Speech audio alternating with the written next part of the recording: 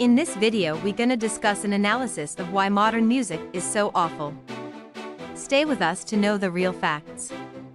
The tone of music has radically changed during the last few decades. The texture, color, and quality of the sounds included in the music being listened to are referred to as timbre. The diversity of timbres reached its pinnacle in the 1960s and has since been progressively eroding.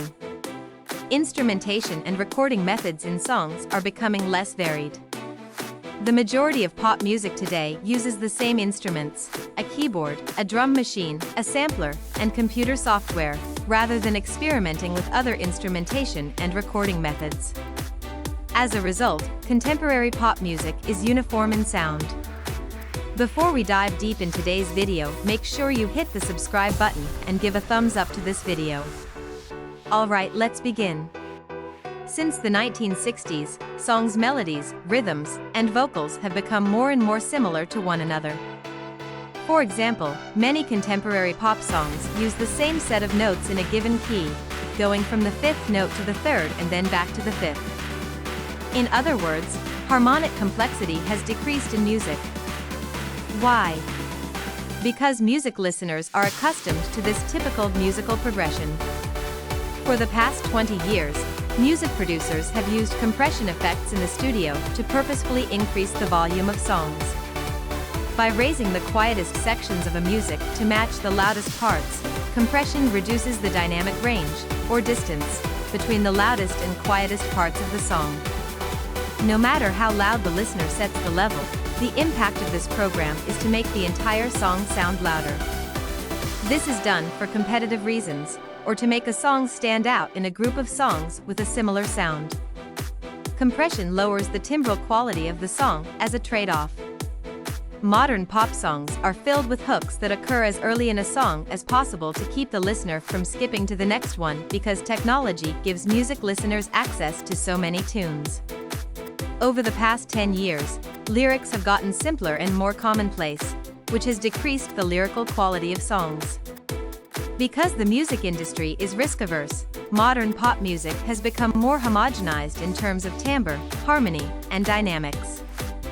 Record labels want to bet on a sure thing by taking no artistic risks, because it costs so much money to invest in nurturing new musical talent, many of whom are discovered on talent shows like America's Got Talent or X Factor. The music listening public has been brainwashed into liking this music because it is played everywhere, including on the radio, in shopping malls, on the internet, in movies, and on television shows. This has led to the public believing that they like this music. This is referred to as the mere exposure effect by the video's narrator, who defines it as a psychological phenomena by which people develop a predilection for items they see and hear often. To be more exact, our brains produce dopamine whenever we hear a song that we have heard on multiple occasions in the past, and the effect gets stronger the more times we listen to the song. Why has music gotten to the point where it is purposefully so bad over the past 20 years? What shifted as the 20th century came to a close, that is, as the 1990s came to a close, which we consider to be the final truly great decade for music, and the 21st century began to take shape? 1999 marked the beginning of the peer-to-peer file-sharing network known as Napster, which was founded by the Fanning brothers Sean and John, together with Sean Parker, who went on to become the first president of Facebook. The creation of a Napster account did not cost users anything. And once they did so, they were granted access to a library of free music files that could be exchanged with other users of the service. Approximately 80 million people were signed up to use Napster's network when it was at the height of its popularity. As a result of a lawsuit brought against it by the Recording Industry Association of America, RIAA, for the illegal distribution of copyrighted content, the file-sharing website Napster was eventually forced to shut down. Nevertheless, the genie was already out of the bottle. Millions of people decided that they no longer wanted to pay for music when they could simply download it for free from the internet. This was a game changer. The recording business appeared to be in its latter stages throughout the first decade of the 21st century. Between the years 1999 and 2010, sales of recorded music in the United States fell by a staggering 50%, from $14.6 billion in 1999 to $6.3 billion in 2009. People didn't start paying for music again until Apple released the iPod and iTunes in 2003. Prior to that, people weren't paying for music at all. However, Apple took a significant cut of approximately 30% of each sale made through its iTunes platform. As a result, record companies that sold songs through Apple had less revenue to work with. The music industry as a whole is doing well as we head toward the end of the second decade of the 21st century. In 2017, it generated $43 billion in revenue, with $20 billion of that revenue coming from online streaming services such as Spotify and Apple Music, as well as live music performances. This indicates that the music industry as a whole is doing well. However, of those $20 billion, record labels only took home $10 billion, and musicians only took home $5.1 billion of that total. Why are we only focusing on $10 billion? Isn't that a significant amount of cash?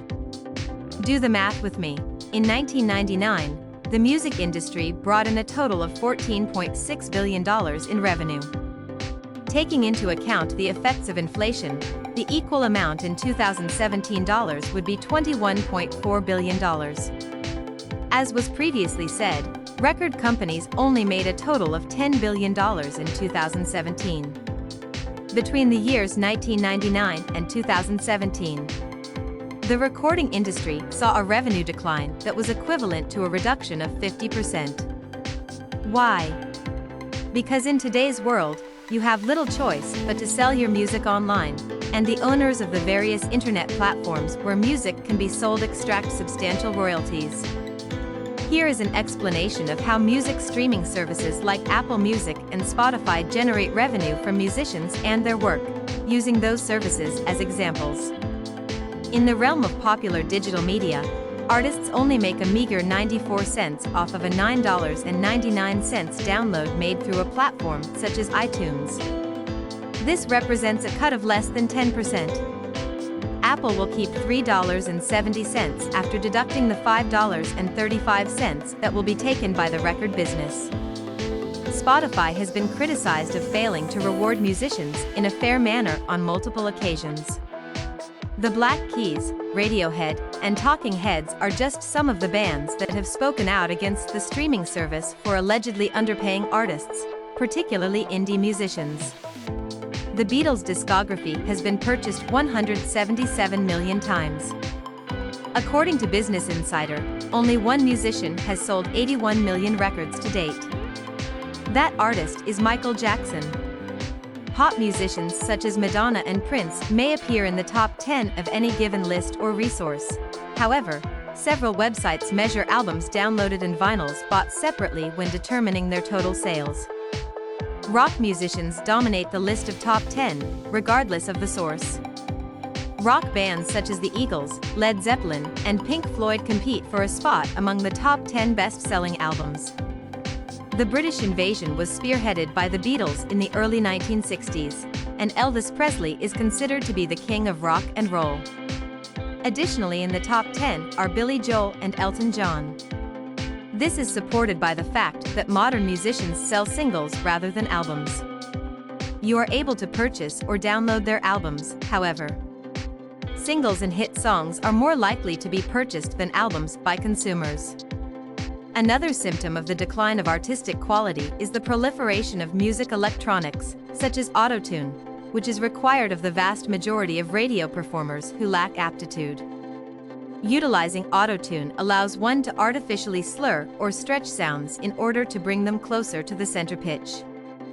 The use of autotune, which has essentially become a set of musical training wheels, is extremely prevalent in today's hip-hop and pop music industries. In contrast to a child of the same age who is learning to ride a bike, however, they never progress to the point where they take the training wheels off in order to become a better musician. That's all for today. Thanks for watching.